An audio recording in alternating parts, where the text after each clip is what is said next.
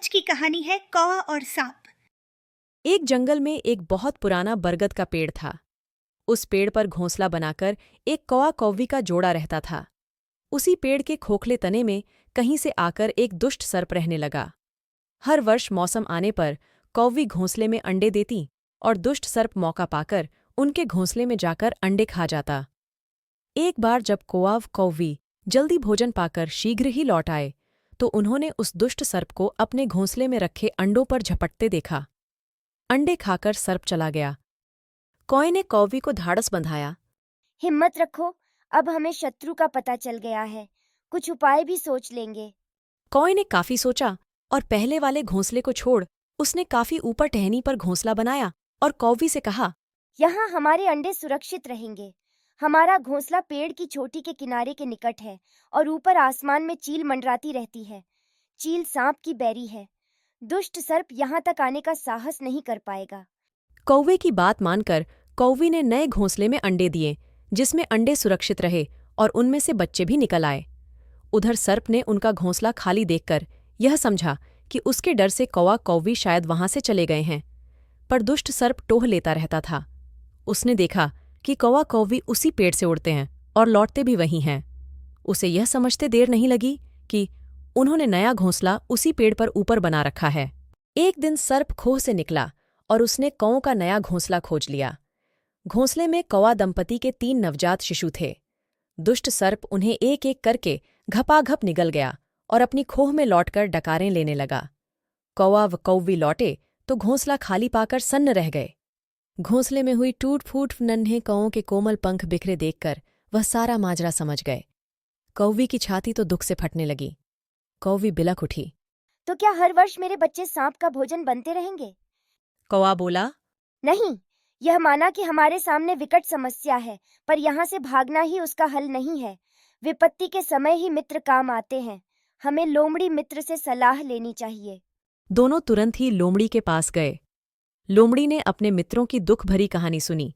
उसने काफी सोचने के बाद कहा, मित्रों, तुम्हें वह पेड़ छोड़कर जाने की जरूरत नहीं है।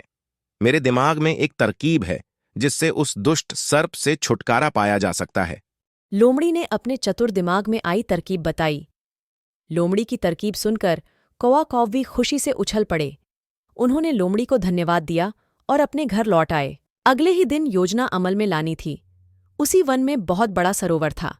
उसमें कमल और नरगिस के फूल खिले रहते थे। हर मंगलवार को उस प्रदेश की राजकुमारी अपनी सहेलियों के साथ वहां जल क्रीड़ा करने आती थी। उनके साथ अंगरक्षक तथा सैनिक भी आते थे। इस बार राजकुमारी आई और सरोवर में स्नान करने जल में उतरी तो योजना के अनुसार कौवा उड़ता हुआ वहां आया। उसने सरोवर तट पर राजकुमारी तथा उसकी सहेलियों द्वारा उतारकर रखे गए कपड़ों और आभूषणों पर नजर डाली। कपड़े के ऊपर राजकुमारी का प्रिय हीरे मोतियों का विलक्षण हार रखा था। कौवी ने राजकुमारी तथा सहेलियों का ध्यान अपनी ओर आकर्षित करने के लिए कांव कांव का शोर मचाया। जब सबकी नजर उसकी ओर घूमी तो कौवा राजकुमारी का हार चोंच में दबाकर ऊपर उड़ गया।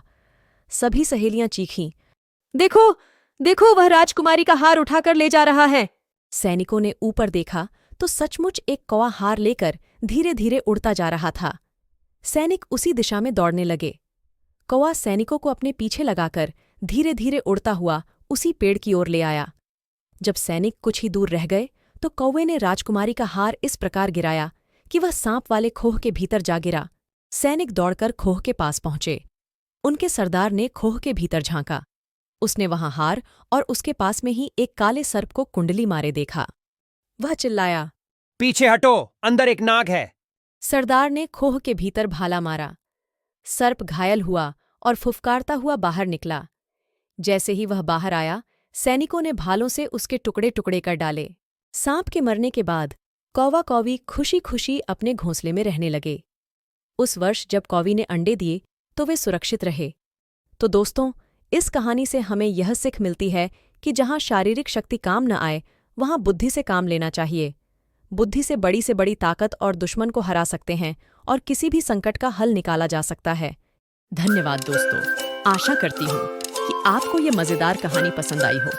अगर आपने अभी तक मेरे चैनल बीहाइव टून्स को सब्सक्राइब नहीं किया है तो अब सब्सक्राइब करें वीडियो को लाइक करें और शेयर करें।